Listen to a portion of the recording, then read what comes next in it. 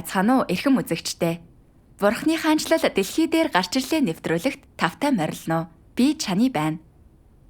Нийгэм хөгжихийн хэрээр улам олон хүн дээд боловсрал эзэмшиж, бүх төрлийн мэдлэгийг эзэмшиж байгаа ч үүний үр дүнд хүн төрлөختний ёс суртахууны стандарт сайжраагүй.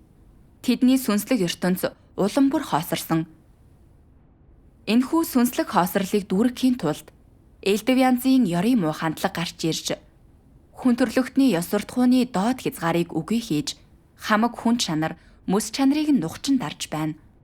Энэ нь ажлын байран дах ширүүн өрсөлдөөн, найз нөхөд бие биеэ хорлож ашиглах, хамаатан садны хайхрамжгүй хөндөй байдал, эхнэр нөхөр бие биеэс урвах явдал гэх мэт нийгмийн цуврал асуудлыг үүсгэсэн юм. Эдгээр асуудалтай тулгараад хүмүүс ганцаардаж, арга мөхөсдөж, цөхөрч, хайр үзэн ядалт, хорслын эргүүлэгт гарцдаг. Зарим нь өөрийгөө хорлож, өшөө авахыг сонгодог. Бусд нь хар тамхи, архиар өөрсдийгөө мансруулахыг сонгодог. Зарим нь махан биеийн тачаалд автаж, хорслоо тайлдаг. Зарим нь чөлөөлөлт олохын тулд амиа хорлох туулширсан аргыг сонгодог. Зарим нь уучлж, үзэн ядалтаа орхихыг хүсдэгч, үүндээ хэд орооцолцсноос болж, туйлын их шаналлалд автаж, амьдрал нь мухардалд ордог. Бид энэ хүнд байдлаас хэрхэн зайлсхийх вэ? Бид хэрхэн энэ шаналлаас гарч чөлөөлөлтийг олох вэ? Энэ бол өнөөгийн нийгэмд хүн бүрд тулгарч буй хэцүү асуудлууд юм. Эзэн Есүс ингэж хэлсэн: та нар үннийг мэдэж, үнэн та нарыг чөлөөлнө. Эзний үгээс бид хүмүүс бүх төрлийн шаналлалт гацдгийн үндсэн шалтгаан нь Бурханаас ирэх үнний хангамжийг алдсанд оршдог гэдгийг харж болно. Эзний үг бас бидэнд зөвхөн үнэн л биднийг нүглээс аварч, жинхэнэ чөлөөлөлт, эрх чөлөөнд хүргэж чадна гэж хэлдэг. Хүмүүс үннийг олж авснаар л амьдралын асуудлаа шийдвэрлэж, цаашид асуудалтай гацаж, шаналлалт хүлэгдэхээ болж, амьдралын чиглэл найдварыг олж авч, зүрх сэтгэл нь цаашид ганцаардал, арчаагүй байдал, цөхөрлөөр дүүрэхгүй байж чадна. Өнөөдөр бид үнний сүнсний айлдварыг сонсож, Бурханаас үнний байнгын хангамжийг хүлээн авч, урд нь амссан шарах, урвалт шаналлаасаа ангижирсан бүлэг Христэд итгэгчдийн чуулганы амьдралыг сурвалжилж байна. Тэд жинхэнэ чөлөөлөлт, эрх чөлөөг олж авч, шинэ амьдралыг огтон авсан. Энэ бол үнний хангамжаар тэтгэгддэг амьдралын шинэ хэм маяг юм. Ингээд шууд сурвалжилгаа хүлээн авна уу? Buenos días. Soy Víctor. Өглөөний мэнд, намайг Виктор гэдэг. Бид Мадрид дахь Төгс Хүчит Бурхны чуулганд ирээд байна. Энэ чуулган Мадридийн захын дүрэгт байгалийн дунд байрладаг бөгөөд энд та ургамлын шинэхэн үнэрийг үнэрлэж, шувууд нисхийг харах боломжтой. Испанийн өнцөг болон бүрээс буюу Мадрид, Барселона, Билбао, Валадолид, Сеговиа зэрэг газраас ирсэн ах эгч нар өнөөдөр энд бичлэн цуглаж, Бурхны өөрсдөд нь өгсөн ёроолыг хуваалцахаар цуглараад байна. Тэдэнтэй нэгдэж Бурхны бидэнд өгдөг чөлөөлөлт, эрх чөлөөг мэдэрцгээе. 10 дугаар сарын 12-ны өглөө Төгс Хүчит Бурхны чуулганы Христэд итгэгчид цуглаан болох газар ирж эхэллээ. Тэд бие биетэйгээ халуун дотноор мэдчилж, тэврэлдэж, зүрх сэтгэл дэх догтлол, баяр хөөрөө илэрхийлж байв.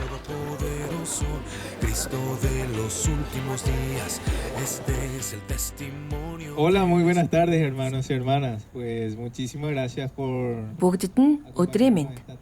Ах эгч нараа, Төгс Хүчит Бурхны гэр дэх энэхүү цуглааныг бичлэн хамтдаа таашаахаар өнөөдөр үдээс хойш энд хүрэлцэн ирсэнд маш их баярлалаа. Эхлээд би өөрийгөө танилцуулъя. Намайг Кристиан ах гэдэг. Hola, mi nombre es Jenny Urbina. Сайн байцгаана уу? Би бол Jenny Carolina Urbina, Honduras-аас ирсэн. Бид хамтдаа дуулж, бүжиглэж, гэрчлэл хийж, дахин нэг удаа Бурхны үгийг хамтдаа эдэж байна. Та бүхэн энэ гайхалтай мөчийг Бурхны өмнө таашааж чадна гэж найдаж байна. Баярлалаа.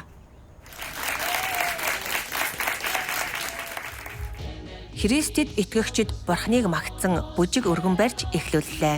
Христийн хаанчлал гарч ирлээ.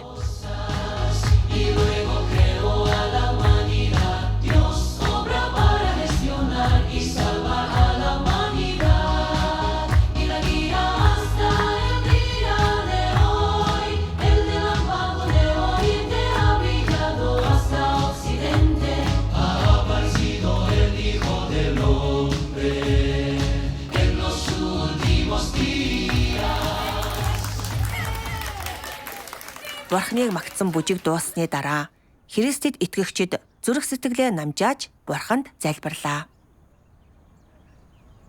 Oh Dios Todopoderoso, Оо, төгс хүчит Бурхан минь, таны бэлтгэлд бид талархаж байна. gracias por esta persona. Өнөөдөр таны сайн мэдээг хүлээн авахулахаар биднийг сонгосонд талархаж байна.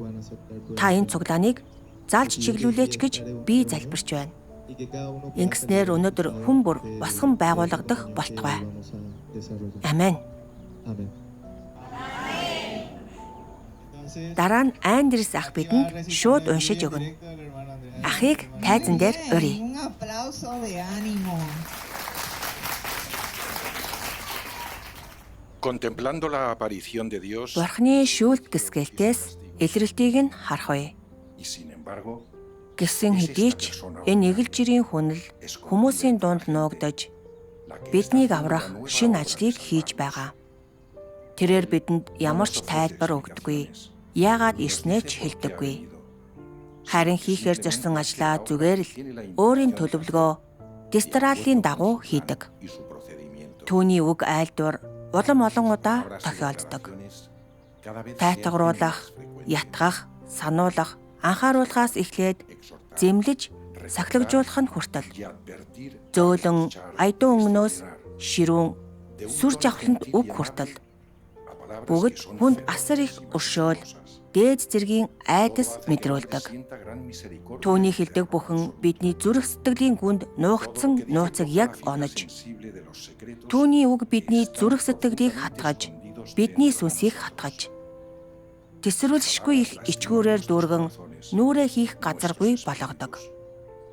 Энэ хүний зүрх сэтгэл дэх Бурхан бидэнд үнэхээр хайртай эсэх. comenzamos a preguntarnos Мөн тэрээр яг юу хийх гэж байгаа талаар бид эргэлзэж эхэлдэг. realmente nos ama. Магадгүй энэ бүх зовлонг дуусныхаа дараа л бид өргөгдөж чадах юм болов уу?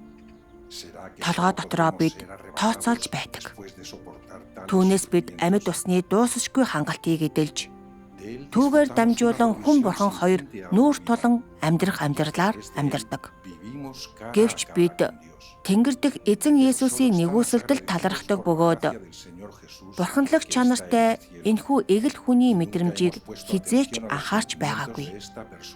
Гэсэн ч тэр махбодод даруух нар нуугдан урдын адлаар ажиллаа хийж зүрх сэтгэлийн дуу хоолойгоо илэрхийлсээр яг л хүн төрлөختөн өөрийг нь голохыг мэдэрдэггүй мэт. Хүний төлөвшөөгүй байдал мэдлэггүй байдлыг мөнхөд уучилдаг мэт.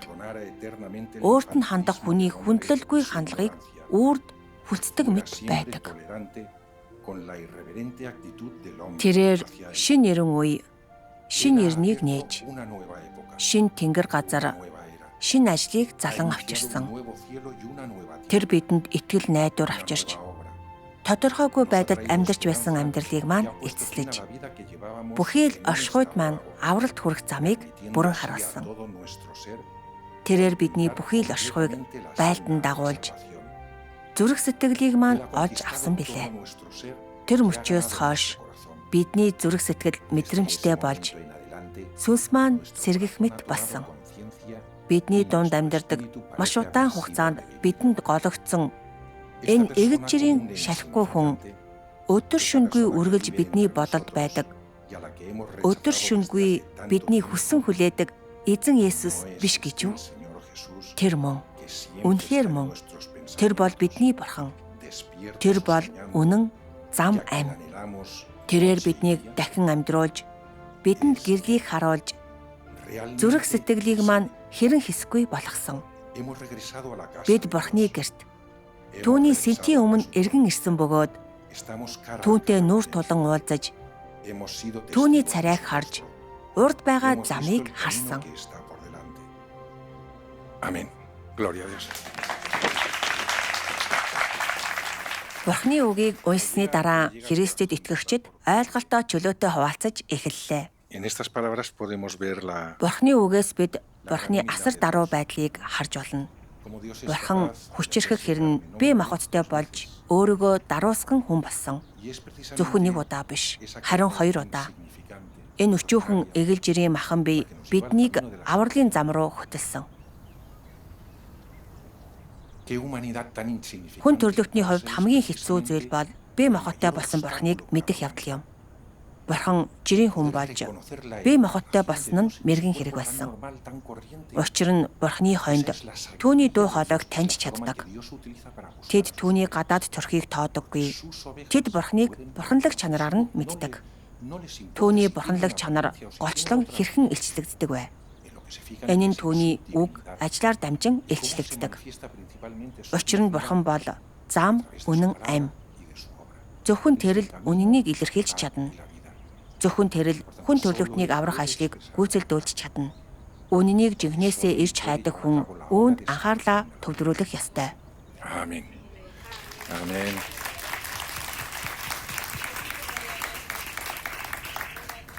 Entonces, obra a mí Эхлээд би Бурхны ажлын энэ үе шатыг төдийлөн сайн ойлгоогүй. Надад олон эргэлзээ байсан. Би бүр Бурхныг өөрийн нүдээр харахыг хүссэн.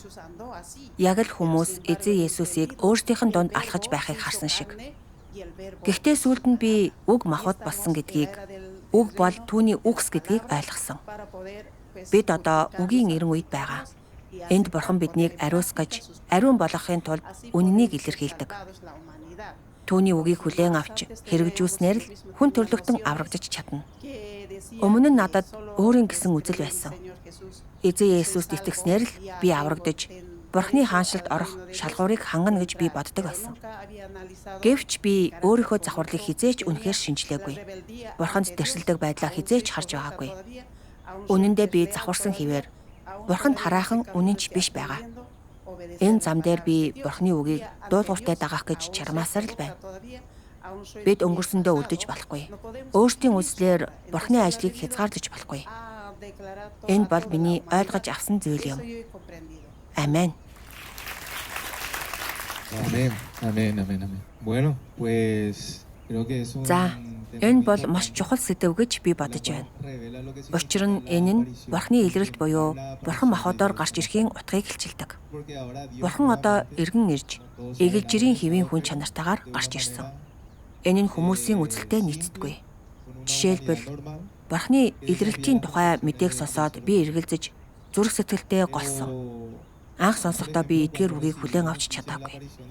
Үннийг багч болов ойлгож, энэ үнэхээр Бурхны илрэлт мөн гэдэгт бүрэн итгэхэд надад 1-2 сар шаардагдсан. Би махбодтой болох нь хүнийг хамгийн сайн хэлчилдэг. Учир нь бид агуу хүч чадалгүй мэт санагддаг Бурхныг хүлээн авч чаддаггүй.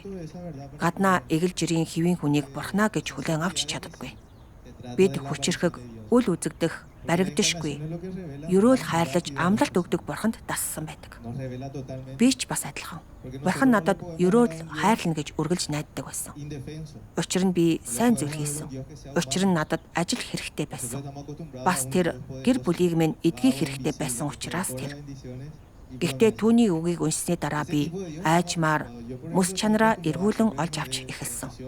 Бид сатан биднийг хэрхэн завхруулдгийг, биднийг завхруулахдаа юу ашигладгийг ойлгох ёстой. Энэ бүх үннийг хэн илчилж чадах вэ? Зөвхөн Бурхан. Тийм учраас л бид түүний үннээр дамжуулан түүний илрэлтийг харж чадна.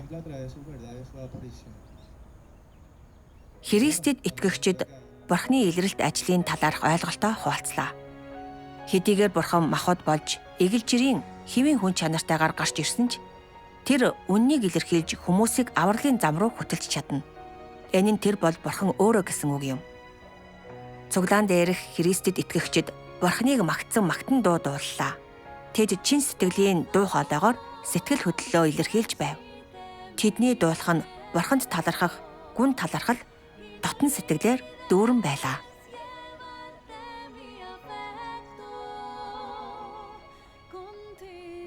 20 гаруй жилийн өмнө Эли шаналгаат саллтыг туулжээ. Тэр 7 хүүхдээ ганцаараа өсгөж, удаан хугацаанд ганцаардал шаналлыг амсаж, зүрх сэтгэлдээ хуучин нөхөртөө гомдлож, хорсож байв. Хэдийгээр тэр олон жилийн турш Библийг уншиж, цуглаанд оролцож, номлол сонсож байсан ч амьдрал нь хэцүүтгийн хэрээр гомдол хорслол нь улам л нэмэгцээр байлаа. 2020 онд цар тахалд дэгтгэхэд Эли хөл хорионд орж сүм рүү явж чадахгүй болжээ. Дараа нь тэр найзтайгаа хамт онлайноор төгс сүжид бурхны чуулганыг олж, төгс сүжид бурхны илэрхийлсэн үгийг идэж ууж эхэлсэн байна. Тэр үед би үүнийг ойлгож чадахгүй байсан. Гэхдээ би Библийг мэддэг байсан болохоор хурдан ойлгосон хэсгүүдж байлаа. Гэсэн хэдий ч ойлгоход хэцүү зүйлч бас байсан. Ялангуяа завхарсан зан чанарын тухай хэсгүүд. Миний очиж байсан бүх сүмд завхарсан зан чанарын тухай хинч ярихыг би сонсож байгаагүй. Пасторууд энэ талаар хизээч ярьж байгаагүй. Харин төгс хүчит бурхны үгийг унших үедээ би хүний завхарлын талаар маш их ярьсныг олж мэдсэн. Би дотроо яаж ийм байж болох юм бэ гэж бодсон. Бурхны үгийг үргэлжлүүлэн идэж уухын хэрээр Эли бурхны үгтэй холбогдуулан өөрийгөө эргцүүлж эхлэн аажмаар завхарсан зан чанараа мэдэж авчээ. Нэг өдөр би өөрийгөө эргцүүлж эхэлсэн. Би сасан бөгөөд хуучин нөхрөө үзэн ядах сэтгэлээр дүүрэн байсан. Үүнээсээ болоод би үе унтаж чаддаггүй байсан. Би 7 хүүхэдтэй, өнөр өтгөн гэр бүл. Надад ашиглагдаж, шархалсан мэт санагдаж байсан. Хуучин нөхөр маань өөр гэр бүлтэй болж, харин би түүнд гомдох гомдлоор дүүрэн байлаа. Би түүнд би чамайг насан туршдаа үзэн ядна гэж хэлсэн. Гэхдээ хүмүүсийн завхарсан зан чанарыг ил болгодог төгс хүчит бурхны үгийг унших үедээ би үүн дээр буруутайгаа мэдэрсэн. Миний завхарсан зан чанарыг багч болов өөрчилсөн бурхны үгийн хэсгийг би уншийе. Төгс хүчит бурхан ингэж хэлсэн байдаг. Нөхцөл байдлаас үл хамааран хэрвээ чи завхарсан бодол санаатай болж завхарсан зан чанараа илчилбэл энэ нь ялахгүй хэрэг биш юм. Хэрвээ чи завхарлаа шийдвэрлэхийн тулд үннийг ирж хаяхгүй бол завхарлыг цэвэрлэх ямар ч аргагүй байх болно. Гэвч хэрвээ чи үннийг ухаалгаар ирж хайж бурхны үгийг ашиглан завхарлынхаа илчлэлийн үндсэн шалтгааныг ялган таньж чадвал завхарсан зан чанарынхаа асуудлыг шийдвэрлэхэд амархан байх болно. Чи сүнсэндээ эргэн ирж хүлээж ирж хайх тусам асуудлын мөн чанарыг ялган таних тулд бурхны холбогдох үгийг олоход улам амархан болно. Ийм маягаар чиний завхарлын илчлэл улам бүр цөөрч чи бурхныг дуулууртай дагаж чадна. Чи цаашид үзэл төсөөлөлтөд тулгуурлан ярьж, үйлдэхэ болж, хүн чанар чинь улам бүр хэвийн болно. Бурханд үнэхээр итгэдэг хүмүүс үннийг хүлээн авч чаддаг, үнний төлөө чармайхад бэлэн хэвийн хүний төрхийг амьдран харуулах дуртай байдаг. Энэ нь үнэнд хүчин чармаалт гаргаж, бурхны үгийг байнга уншиж, түүний үгийг илүү их уншиж, зүрх сэтгэлдээ шингээж, үннийг ойлгохыг шаарддаг. Чиний зүрх сэтгэл үргэлж тайван байх ёстой бөгөөд чамд ямар нэг зүйл тохиолдоход чи хөнгөн хумгай, нэг талыг баримталсан радикал, хиймэл, хуурамч байх ёсгүй бөгөөд эрүүл ухаанаар үйлдэх ёстой. Энэ бол хэвийн хүн чанарын зохистой илрэл юм. Бурхны үгээс Эли эцэст нь хуучин нөхөртөө гомдох гомдол хорсол, өөрийнх нь шаналл үнэндээ завхарсан зан чанараас нь үүдэлтэйг ойлгожээ. Эли бурхны үгийг илүү их уншиж эхлэн завхарсан зан чанараа мэдэж авах асуудлуудаа шийдвэрлэхэд анхаарч хэвийн хүний төрхийг амьдран харуулахаар эрэлхийлсэн. Эцэст нь тэр гомдол хорслоо орхиж, зүрх сэтгэл нь чөлөөлөгдөж, эрх чөлөөтэй болсон юм. Эргцүүлснийхаа дараа би хуучин нөхрөө уучлал сурсан. Тэр ч бас намайг уучлсан. Одоо бид эв нартай байгаа. Энэ бүхэн бол бурхны үгийн удирдамжийн үр дүн юм. Би бурханд талархаж байна. Бурхны үг байгаагүй бол би үнэхээр өөрчлөгдөхгүй байх байсан. Би олон жил Библийг уншсан ч энэ нь асуудлыг минь хизээч шийдвэрлээгүй. Би өөрийнхөө доторх аминч, бардам, ихэрхүү зан, бас үзэн ядалтыг баг багаар танин мэдсэн. Гагцхүү бурхны үгийн ачаар л энэ бүхэн баг зэрэг өөрчлөгдөж эхэлсэн. Бурхан надад завхарлынхаа үннийг ойлгож, эргцүүлж таньж мэдэх боломж олгосон. Бас миний ойлгосноор зүгээр л нүглээ уучлуулснаар бид аврагдчих чадахгүй. Бурханд сайшаагдахын тулд бид үннийг ойлгож, Бурхны үгийг хэрэгжүүлж, завхарсан зан чанараа ариусгуулж, эцэст нь Тэнгэрийн хаанчлалд орох ёстой. Амен. Amén, hermanos.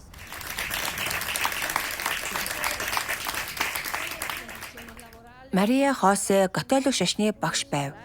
Тэрээр хүүхдүүдтэй Бурхны үгийг хуваалцахын тулд хэд хэдэн бага сургуульд цуцалтгүй ажиллажээ. Энэ нь түүний ад жаргалын их сургууль байсан бөгөөд үүнийг эзний даалгавар гэж тэр итгэдэг байв. Удаан хугацаанд хит их ажилласнаас болж эрүүл мэнд нь муудаж, эрт тэтгэврт гарахад хүрчээ. Энэ нь түүнийг маш их гуниглуулж, Бурханд хаягдсан мэт санагдаж, дотор нь хоосон байв. Bueno, pues a lo largo de esos 30 años, a pesar de la Тэр 30 жилийн хугацаанд олон бэрхшээл тулгарсан ч би ад жаргалтай байсан. Учир нь би хүүхдүүдтэй Библийн үгийг хуваалцаж чаддаг байсан. Хүүхдүүд хариуд нь гэртээ хараад гэр бүлийнхэнтэйгээ хуваалцдаг байсан. Тэрхүү сэтгэл ханамж Бурханаас ирдэг байв. Тэтгэврт гарсны дараа гэртээ байхдаа би баг зэрэг төөрсөн мэт. Яг л Бурхан өөрийгөө нуучихсан юм шиг санагдсан. Би за яах вэ? Бурхан минь ингээд боллоо. Миний амьдрал дууслаа. Би дахиж багшилж чадахгүй. Тиймээс тантай холбоотой бүх зүйл ч бас дууслаа гэж хэлсэн. Хэсэг хугацааны дараа би ээжтэйгээ өдөр бүр мөргөлд явж бас наманчлахаар очдог байсан ч хүйтэн хүндий зайтай санагддаг байсан. Би тэр хүч чадлыг дахиж мэдрэхэ болсон.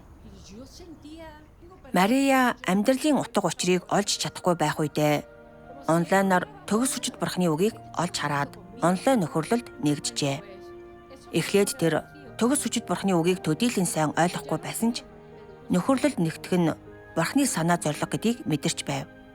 Тиймээс тэр нээлттэй сэтгэлээр судалж Бурхны үгийг уншиж, цуглаанд оролцохоо тууштай үргэлжлүүлсээр нэг л өдөр Бурхны дуу хоолойг эцэст нь таньжээ. Тэр үед л би Бурхан өмнө нь үнний нэг хэсгийг надаас нууж байсныг, одоо тэр надад дахин харагдаж байгааг ухаарч эхэлсэн. Тэгээд төгс хүчит Бурхан бол эргэн ирсэн эзэн Есүс гэдэгт би итгэлтэй болсон. Тэр яг өнөөх нэгэн биш гэж юу? Харалта. Ярих арга барил нь адилхан, илэрхийлэх хэлбэр нь адилхан. Зүгээр л илэрхийлсэн зан чанар нь өөр байна. Гэхдээ би түүнийг таньсан. Би энэ бол миний Бурхан гэж хэлсэн. Тэр мөчид би маш их баярлсан. Айчмаар би энд маш их жаргалтай байх болж маш их сурч авсан. Би Бурханы төлөвлөгөө үнэхээр төгс юм гэж хэлсэн. Тиймээс одоо би үнэхээр баяртай, сэтгэл хангалуун байна. Өмнө нь би Бурханыг харж чаддаггүй, сэтгэлээр унаж, төөрсөн мэт санагддаг байсан. Харин одоо би Бурханыг олсон, үнэхээр олсон. Бас та нарыг бүгдийг чинь олсон. Мария даруухан ирж хайсан зүрх сэтгэлтэй байсан учраас эцэст нь Бурханы дуу хоолойг таньж эзний эргэн ирэлтийг угтан авчээ. Одоо тэр Бурханы оршихуйн амар амгалан баяр хөөргийг эдэлж байна. Кристиан бас туршлагаасаа хуваалцлаа. Намайг төгс хүчит Бурханы ажлыг хүлээн авах үед амьдрал минь тэр чигтээ харанхуйд бүрхэгдсэн байсан. Түүнээс өмнө би бүрэн бүтэн гэр бүлтэй, 2 хүүхэдтэй, хамтран амьдрагчтай байсан. Миний бүх ертөнц ажил дээр тогтож, хүүхдүүдээ хэрэгтэй бүхнээр нь хангаж, ханиа сайн халамжлахын төлөө байсан. Тэдэнд хэрэгтэй бүхнийг нь өгөх нь миний ертөнц байлаа. Энэ бол миний эрэлхийлж, хүсэж байсан амьдрал байсан. Би өдөрт бараг 14-өөс 15 цаг ажиллаж, зөвхөн нэм гарагт амардаг. Хүүхдүүд болон хандаа зарцуулах эрч хүч надад үлддэггүй байсан. Ингээд би энэ амьдралаар өдөр хоногийг өнгөрөөж байлаа. Гэхдээ цаг хугацаа өнгөрхийн хэрээр хань бид хоёрын дунд асуудал үүсэж эхэлсэн. Сүүлд нь түүнийг үнэхээр надаас уралсан гэдгийг би сонссон ч үүнд итгэхийг хүсээгүй. Тэгээд би төгшүүр дунд амьдарч эхэлсэн. Өөрөөр хэлбэл би түүнд итгэж чадхаа болсон. Түүний гэрээс гарах мөчтөл миний сэтгэл үүнд эзэмдүүлж өдөржингөө энэ тухай бодоод юу ч хийж чаддаггүй байсан. Би ажилдаа төвлөрч чадахгүй. Хүүхдүүдтэй хэрэгтэй хайр халамжийг өгөх гэж анхаарч чадахгүй байсан. Нэг өдөр би Бурханд "Бурхан минь, та надад үүнийг харуулахгүй л бол би үнэхээр үүнийг хүлээн зөвшөөрч чадахгүй. Би үнэнийг өөрийн нүдээр хармаар байна" гэж хэлсэн. Нэг өдөр хизээч мартахааргүй зүйл тохиолдсон. Тэр бол маш онцгой өдөр байсан. 12 дугаар сарын 24, зул сарын урд орой. Би өрөөндөө ороод түүнийг өөр эрэгтэйтэй хамт байхыг харсан.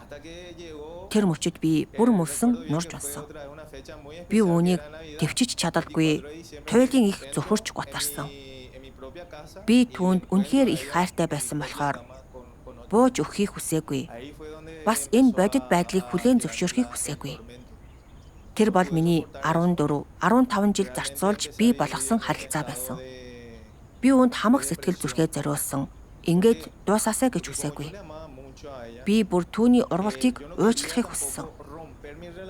Зөвхөн хүүхдүүдийнхаа төлөө бас гэр бүлээ салахыг хүсээгүй учраас. Тэр үеэс хойш би амар тайван амьдарч чадхаа болсон.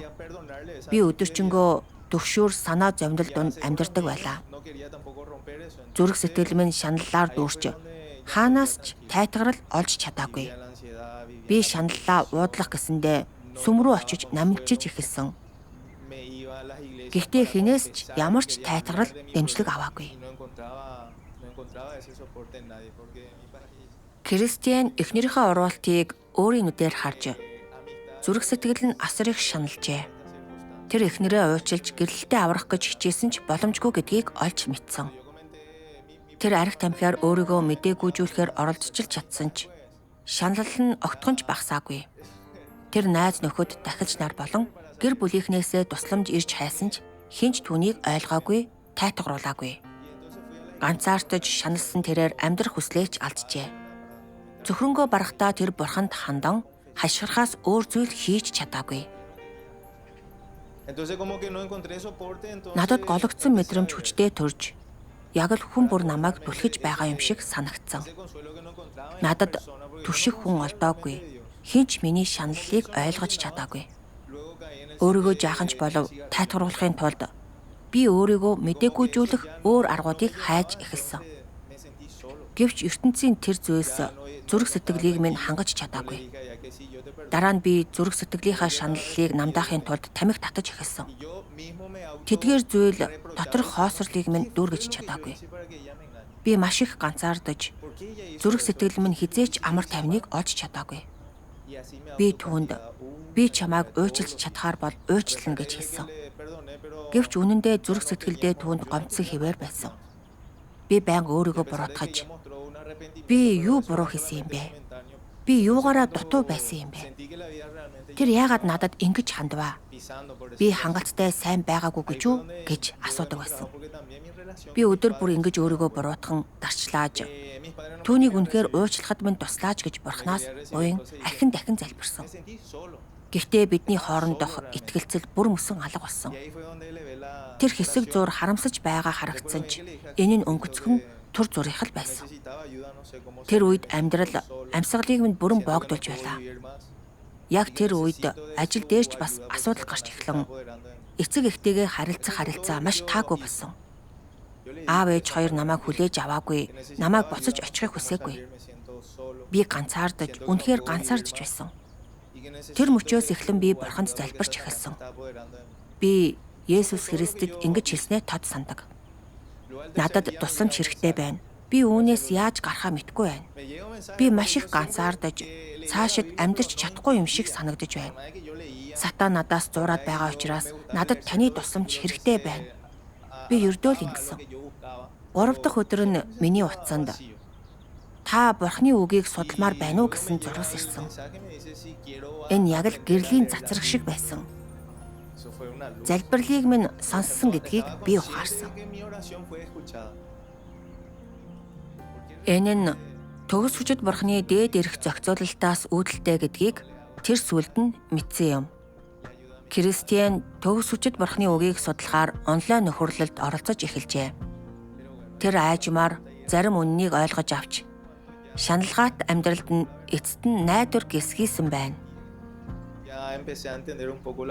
Үнэнийг баг зэрэг ойлгож эхлэх үедээ би хүүхдүүдийнхээ ээжэд гомдол, хорсол, тээсэр байгаагаа олж мэдсэн. Би түүнийг үзэн ядаж, энэ нь зүрх сэтгэлийг минь дарчлаасаар байв. Тиймээс би чуулганы нэг эгчэд бүх асуудлаа ярьж, тэр эгч надад бурхны үгийг илгээсэн. Би тэдгээрийг чин сэтгэлээсээ уншиж эхэлсэн бөгөөд Бурхны үг намайг гэгээрүүлсэн юм.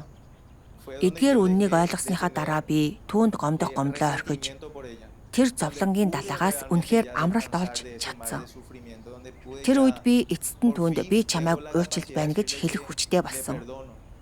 Би цаашид гомдохой болж цээжийг минь дарж байсан хүнд ачааг эцэст нь авч хайсан.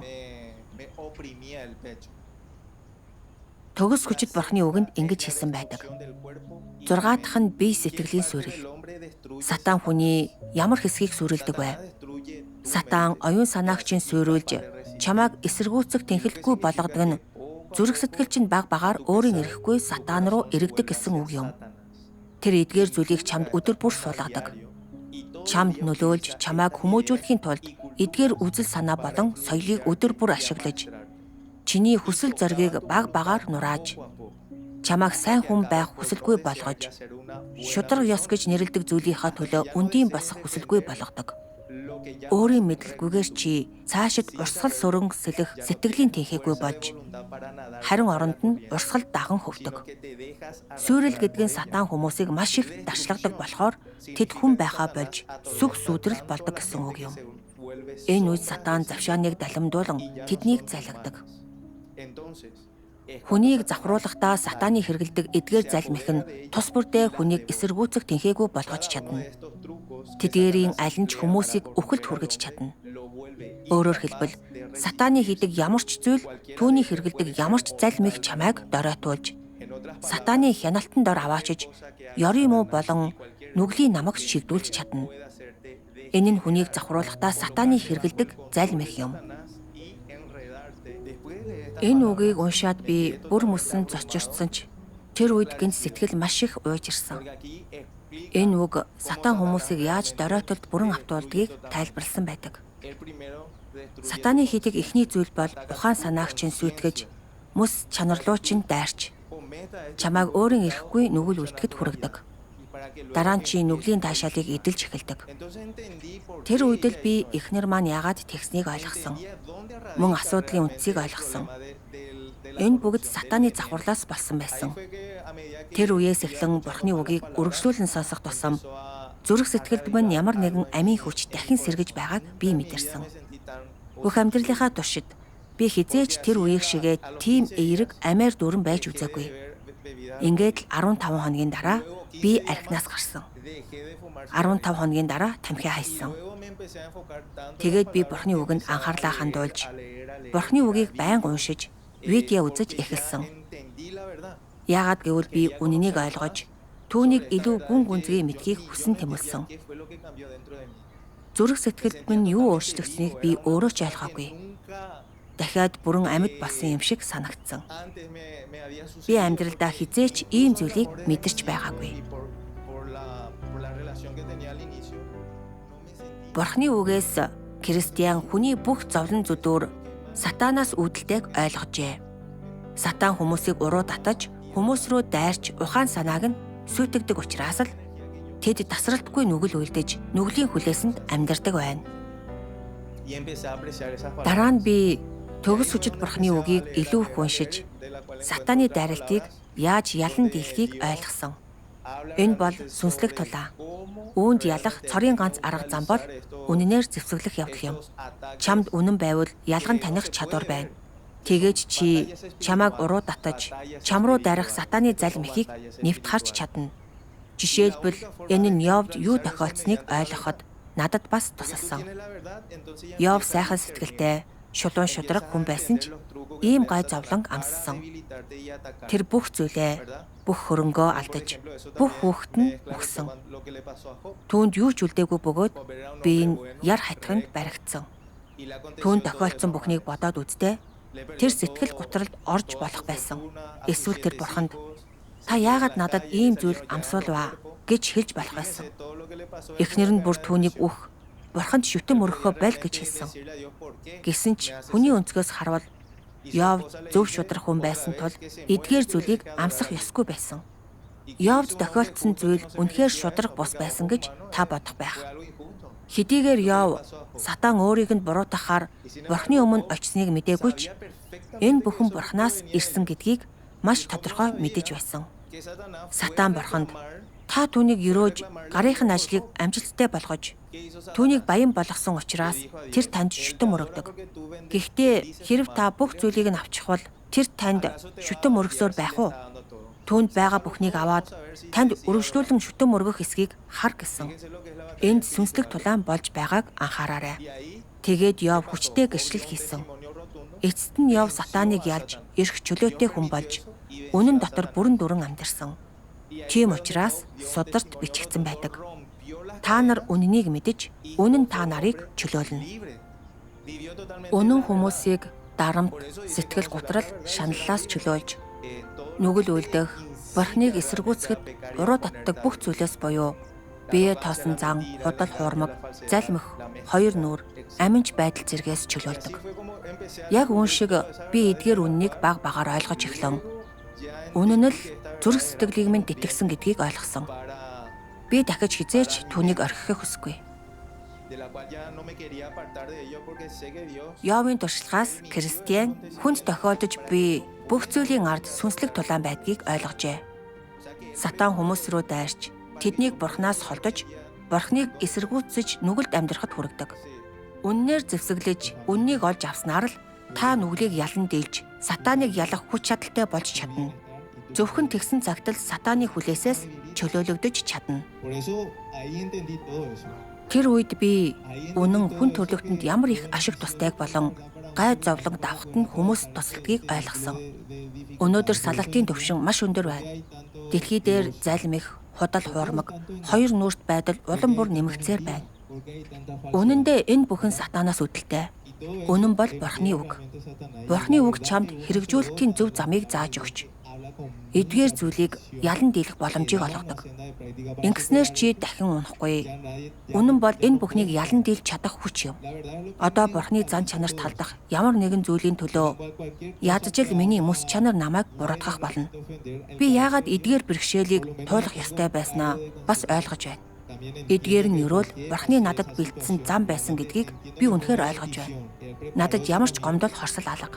Эсэргээрээ намайг ийм маягаар гэгэрүүлсэнд бурханд талархаж байна. Өнөөдөр би энд бурхнаар сонгогдож та нартай туршлагаа хуваалцлаа. Энэ бол намайг их бурхны аврал, өргөмжлөл. Амен. Gracias, hermano. Amén. Баярлалаа ахаа. Амен. Кристиан ахын гэрчлэл үнэхээр гайхалтай байлаа. Надад ч бас үүнтэй төстэй туршлага байсан гэж би бодож байна. Тэгээд би бидний олонх маань амьдралдаа хэцүү бэрх шаналлаар дүүрэн мөчүүдийг туулсан гэдэгт итгэдэг гэж хэлж чадна.